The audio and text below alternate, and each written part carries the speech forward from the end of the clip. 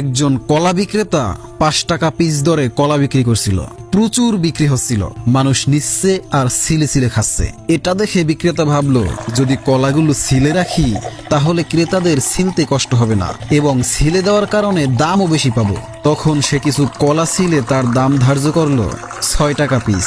এখন ক্রেতারা এসে তার কাছে দাম জিজ্ঞাসা করলে সে বলছে এগুলো ৫ টাকা আর শিলাগুলো ৬ টাকা। দেখা গেল ক্রেতারা তখন ৫ টাকা দরের কলাই নিয়ে যাচ্ছে। সে ভাবলো যখন কম দামি কলা থাকবে না তখন দাম বেশি দিয়ে নিয়ে যাবে। এক সময় ৫ টাকার কলা সব শেষ হয়ে গেল। এখন আর কোনো ক্রেতাই তার কাছে আসছে না। তবে প্রচুর মাছি এসে বিনামূল্যে কলা খাচ্ছে আর ভো ভো করে উড়ে বেড়াচ্ছে।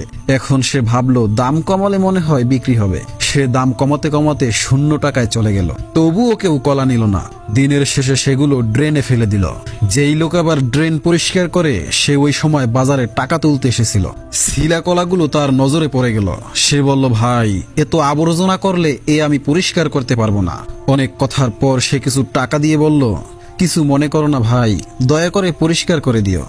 শোনো মেয়েরা, আমি মূলত কোনো কলা বিক্রেতার গল্প শোনাতে আসিনি। বর্তমান যুগের মেয়েদের অবস্থা ঠিক এই রকম। আগেকার মেয়েরা পর্দা করে চলতো, তাই তাদের টাকা দিয়ে সম্মানের সাথে নিয়ে যেত। এখন এরা কলার মতো খোলা থেকে বাড়ছেই না, বরং কিছু মাছি জাতীয় জন্তু তাদের উপরে বসে চুষে খেয়ে উড়ে পালাচ্ছে। আর এরা নিজেদের দাম বাড়তে গিয়ে এতটা কমে যাচ্ছে যে এদেরকে লক্ষাধিক টাকা দিয়ে পার করাতে হচ্ছে। নারীর মর্যাদা পর্দায় কমে না, বেপর্দায় কমে। আল্লাহ পাক আমাদের বুঝার তৌফিক দান করুন।